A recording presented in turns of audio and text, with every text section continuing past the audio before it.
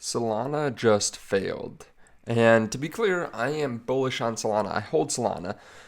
But apparently 75% of the transactions are failing right now on the network. I want to explain what's happening there, talk about what else is happening in the market here today. If you don't mind, hit subscribe, turn on the bell notification underneath the video so you can see future videos just like this. Now, if you do want to go trade Solana, you can check out the link underneath the video to MargX. There, you can go long, you can go short, different cryptocurrencies, and you can also get started in just a few seconds because there's no KYC. There's also a link down there to CoinW where you can start trading. It's very similar to MargX, but they have even more pairs, and they can also give you access to this live trading group that connects to your Telegram. There you can get in on different live streams. You can get market updates. It's all really helpful stuff, and I've really been liking it so far. So definitely check out that link underneath the video as well. You do get deposit bonuses when you use both those links as well. Now, let's start with Bitcoin, because everything comes back to Bitcoin. It seems like in the end, is Bitcoin up? Okay, the rest of the market's up. Is Bitcoin down? Then the rest of the market is down.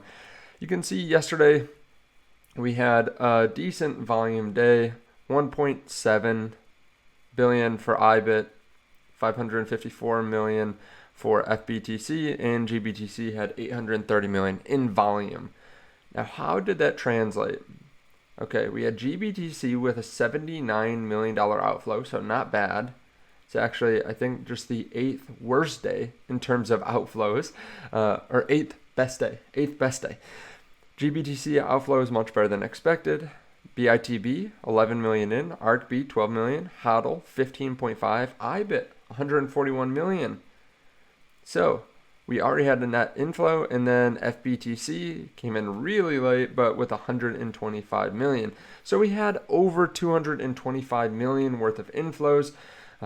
We also had Burr with 3.5 million. So a good day for the ETF, swallowing up 200 million plus dollars of Bitcoin, which, I mean, that's a significant amount. That's 3 times the daily supply, even more than that right now.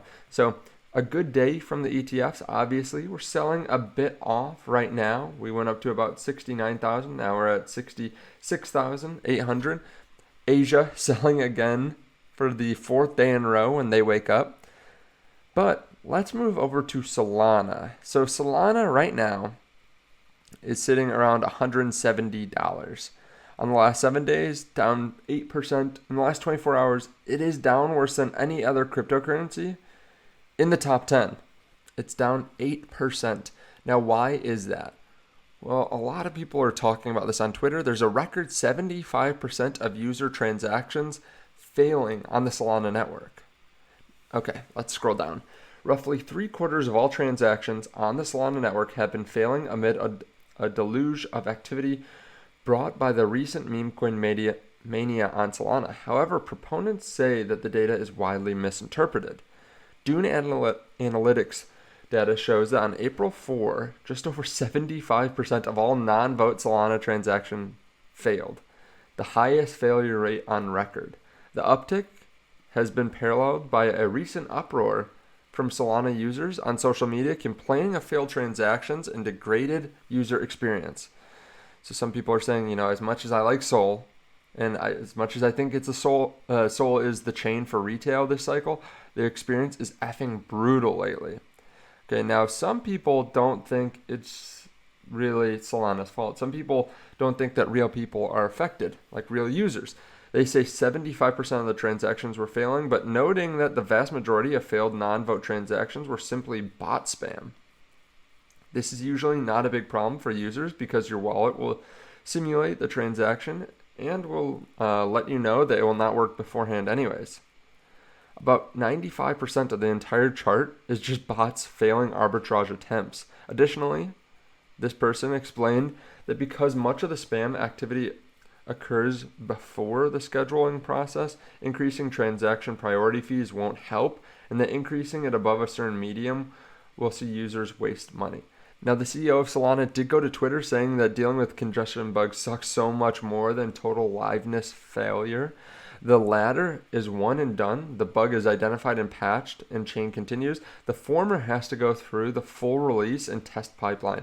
Shipping fast is impossible. Now, I do think this is affecting the price of Solana right now. I mean, like I said, Solana is down more than any other top 10 crypto over the last 24 hours. Do I think this is going to crush Solana's long-term hopes at becoming one of the top cryptocurrencies? No. Honestly, they have gone down a handful of times, sometimes for hours, and they always bounce back stronger. I think this is going to be completely fine. It is frustrating, but the thing is, if you have a failed transaction, yeah, it's annoying, but on Solana, you don't lose much. Even if you have the gas fee taken away, it's a penny compared to something like Ethereum or something like really any other chain. Some of the bigger chains are slower and clunkier. Of course, there are cheap chains now. I've used Base recently, and that was really good. But I don't think Solana is going anywhere. If anything, I think FUD like this actually gives us a nice buying in opportunity if you've been waiting to buy Solana. Because my thinking is they will fix this. Then there'll be something that comes up in the future. But they are a chain that moves fast. They are fast, but also they just move fast, like from fixing one thing to fixing the next. And they're not sitting there like Cardano trying to make sure everything works before deploying it. No, they move fast, they break things, they fix things, they move on. But that's just my opinion. Let me know your thoughts on that one in the comment section. Digital Asset News says, you gotta appreciate the scammers and their timeliness. Pure junk, but timing is great. Following our DOJ SEC case, KuCoin is forced into closure. I got these texts too. I thought that was hilarious. I do want to say though, be careful. I had a company reach out just yesterday saying that they were talking to someone on Telegram from my comment section, and they thought it was me, but it wasn't. They were going to do some work with them. So be careful out there. I know most of you know not to go in the comment section, not to reach out to people that are reaching out to you, or not to talk back to them. But just be careful. There are always new people on the channel, obviously. And I just want to say I'll never reach out to you. Other influencers will never reach out to you and ask you how your trading's going, or ask you to like review something for us. We'll never do that. Yesterday I covered this, but BNB is doing a $1 million $1 million campaign to give to a meme coin. They're trying to stimulate the meme coin economy, or the meme coin developers, because obviously Solana meme coins have been going nuts. Base has been going nuts recently. So BNB is trying to bring us some attention back, and they're putting $1 million up for grabs. Yesterday I talked about how Tencent was going to make a meme coin, and they said they gave the information here. So 4Cat Moto is a meme coin with a mysterious origin story. So you can join and learn more. It's still relatively small, but Tencent is big. It's a big launch pad. I've talked about it a lot on the channel before. They say 100% trust, 100% tokens in circulation, 100% funds for liquidity buyback, 100% BNB chain. Game-changing, experimental, and fully audited tokenomics. Let's change the rules. They give more information here. So if you want to do more research on this, you can check out Tencent over on Twitter. I'll probably be buying this. Meme coins, I think, are here to stay. Now, are they risky? Definitely. I'm not telling you to buy anything. You have to do your own research. See if you want to buy a meme coin, because, you know, they are memes. They're based on attention. They're based on community, all that good stuff. Let me know your thoughts on all this underneath the video. I really do appreciate you watching. Let me know where you think Bitcoin's going next. In my opinion, I think we'll probably continue in this channel up until about the halving. If you expand these out, we should see something explosive right around the halving. Of course, we can move before then. Even like just in this channel is pretty big, 70,000 to 65,000. So even right now, we could see big swings.